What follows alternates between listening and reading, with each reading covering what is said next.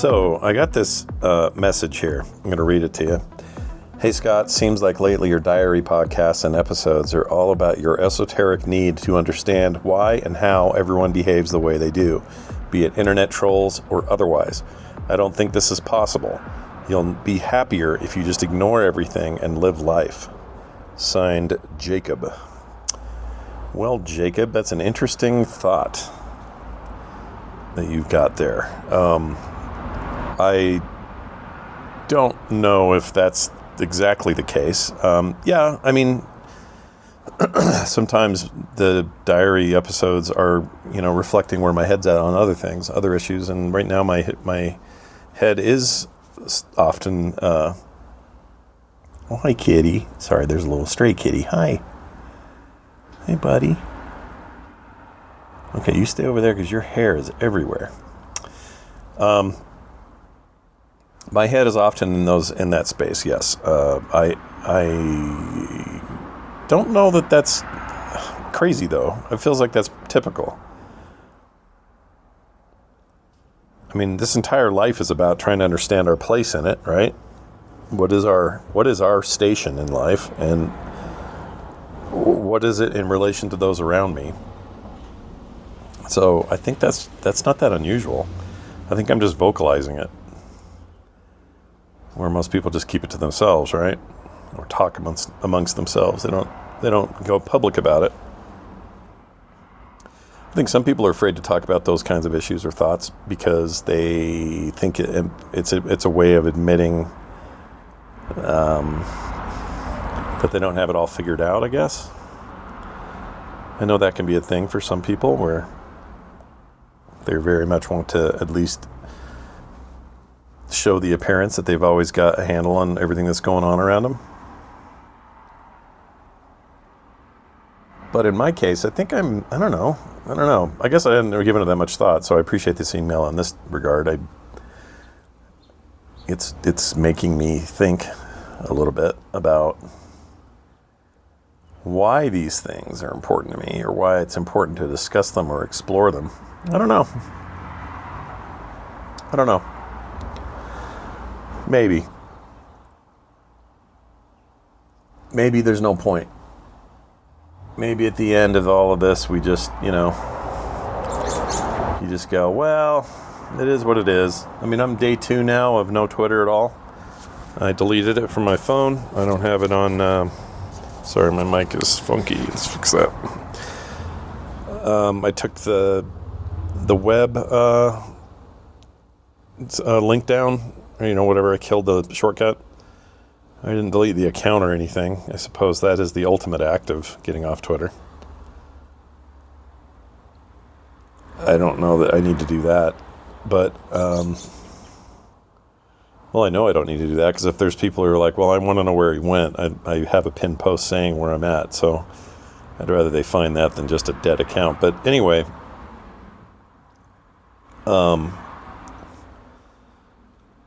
yeah, it's funny. I mean, I'm only a day in, so who knows what we're going to talk about next week, but I don't miss it. I think I've been able to come to the correct conclusion that it's all a bit of a fallacy. The entire value of it is overvalued. It's overemphasized. It's over. I don't know what the right word is. It's inflated. The fact that you would sort of find any sense of real self on there. I had this feeling of like, well, what if people won't be able to find you? Well, who says they're finding me now on there, My work has always been, you find the work and then you go, well, I wonder if he's in these other places I can follow him and have, see him say stuff publicly. Like, you know what I'm saying? You don't go, hey, I really like Mr. T's Twitter account. I wonder if he also has movies and television shows. It's the other way around. I think there's a fallacy to, and they want you to think this. Certainly the current management of Twitter wants you to think that If you go there and you say stuff that's interesting, you could build an audience, and before you know it, you're a content creator here on X.com. Congratulations. I think it's kind of all horse patootie. I don't think there's a big... Well, I don't think there's proof, A, that that's what people will ultimately get out of that. But B, there's not even a B. There's no B. We are B-less. So yeah, who was it? Dave Attell or Dave, one of the Dave comedians. Have I already talked about this? Maybe. Said that Twitter isn't a real place. And it's true. It isn't. They want you to think it's the public square and the sole concentration of human endeavor. It's horseshit.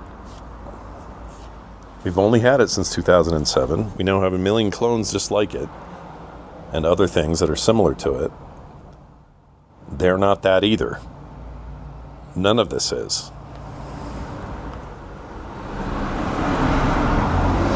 So when I took a hard look at it after I last did the show and you guys heard me talk, is I just started to just get realistic about what I think it is. What are my expectations, but also what is this? What am I talking about, right?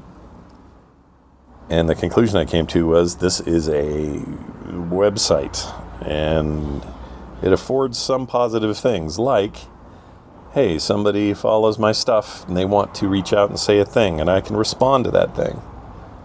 In that way, it is a tool, and it always was in the past, as a way to connect with people. But it stopped being that. The purpose, that reason for it existing stopped being the case at probably 2008, 2009. When they realized, oh, there's no money in just having everyone have nice interactions.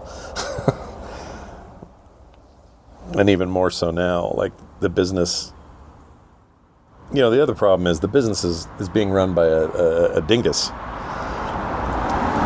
And if you don't believe that, then you're not paying attention to the kinds of shit he says on his own platform. So that's the other reason I was just why am I... It's like going to a party in a house of somebody you just really dislike.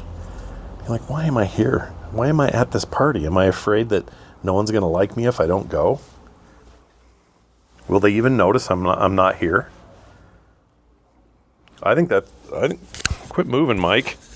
Here, I'll hold it. This thing's pissing me off, man.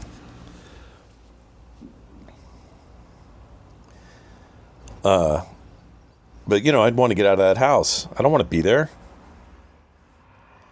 Now, I had somebody say, I'm going to miss you here, but I'll never be on Threads or Blue Sky because those are run by people I hate. I'm like, okay, well, did you know who the ownership here is? Have you talked to the super here at this apartment?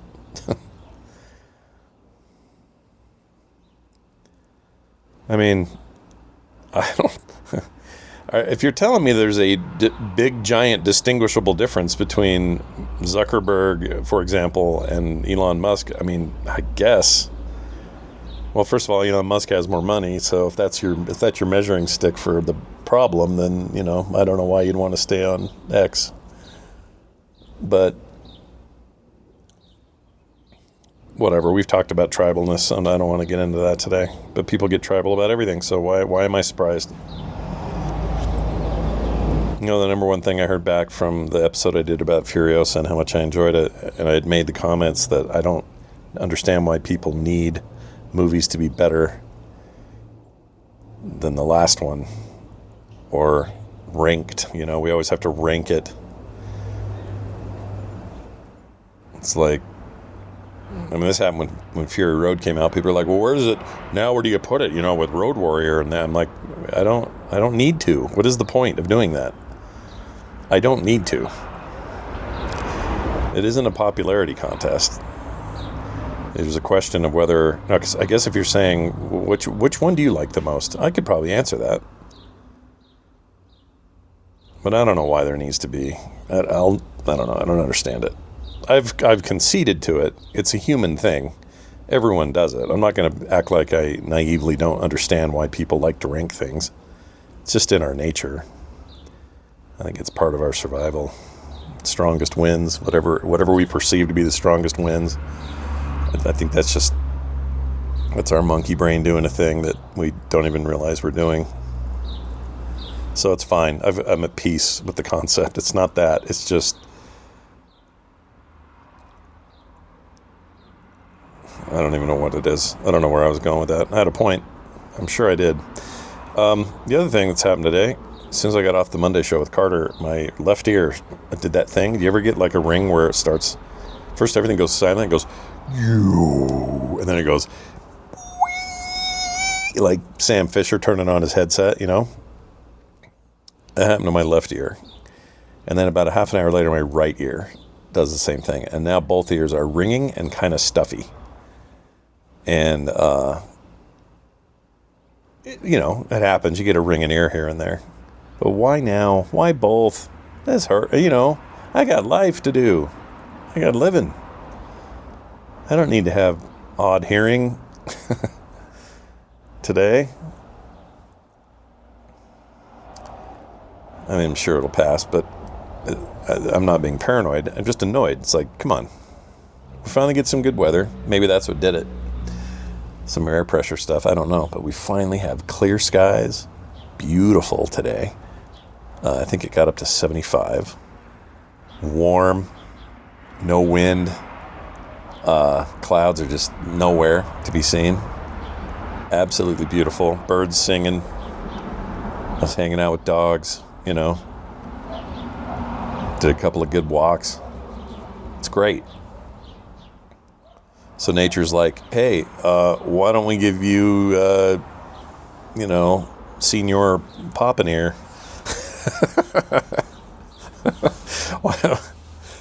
Why don't we go ahead and just let you have that today? Let's just go ahead and have your ears be funky. So when you talk, you hear more coming out of your right ear than your left ear.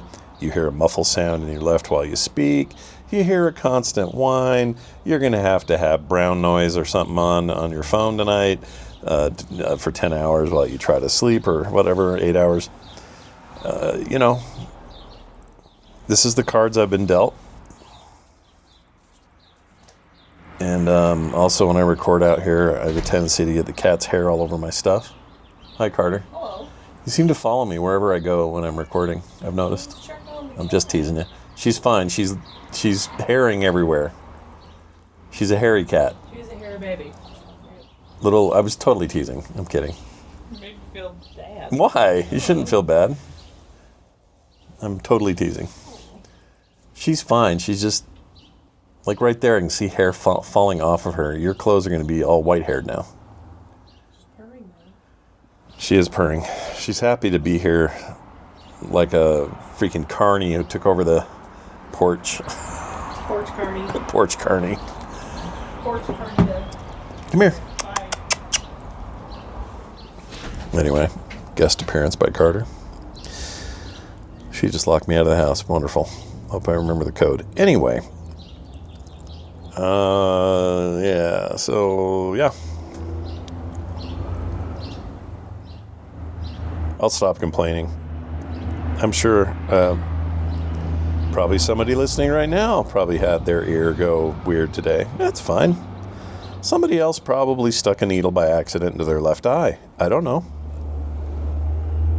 One of you could have slipped on a bar of soap and whacked your head on the toilet seat. I don't know.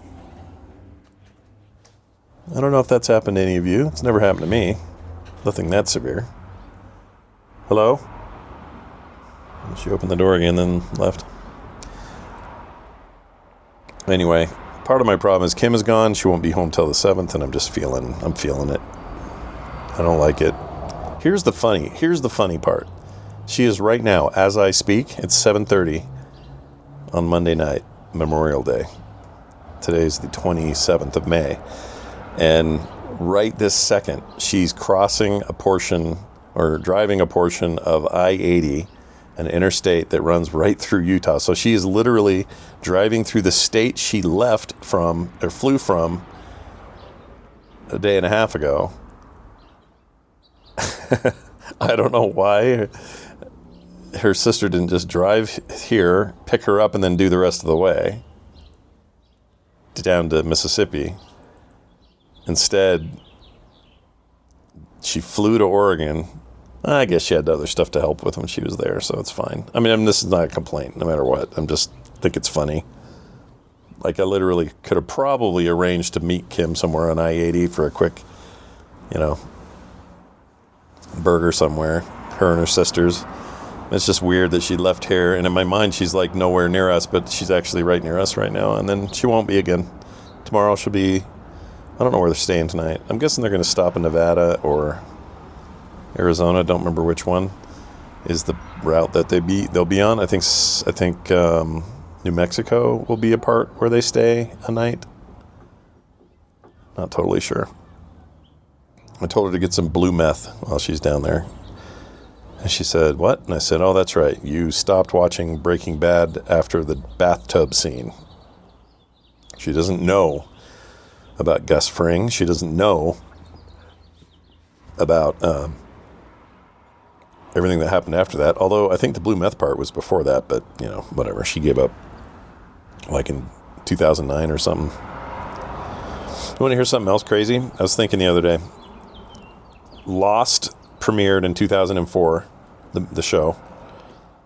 2003 was the 3-part mini-series of Battlestar Galactica's reboot, and then the new series started the very next TV season, which would have been the same, 04. And then those shows were still running when Breaking Bad premiered in 2009. Now, to make it a little stranger, I mean, it just feels like a weird crossover. To me, those things all happen in different decades, right? But they were all happening at the same time. 2009 is the year I started Frog Pants full time. So in a way, Walter White and I have the same trajectory in life, without the drugs and the Jesse Pinkman. But other than that, pretty much the same. I got a brother-in-law named Hank who won't shut up. I got I got a wife named Skylar. No, I don't. I own a car wash. Ow! I got my foot caught in the gate. Oh. All right. Well, I guess that's all I had. These have been really cathartic for me. If you're wondering why they're so frequent, it's been good. I'm going to keep it up.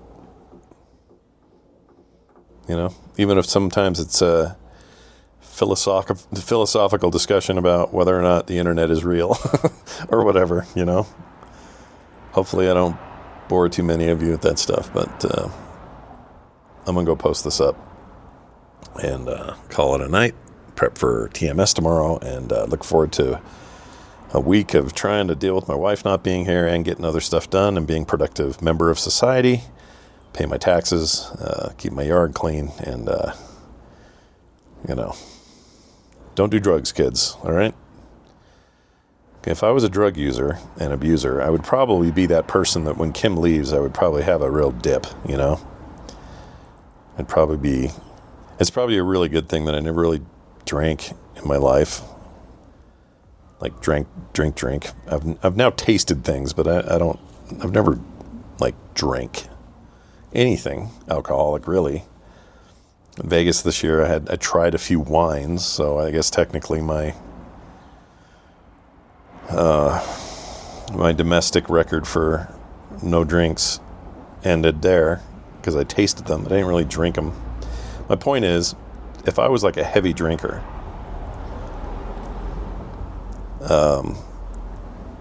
or something, I would probably use it, a time like this where she leaves to just completely lose it. Because isn't that what you do? You get.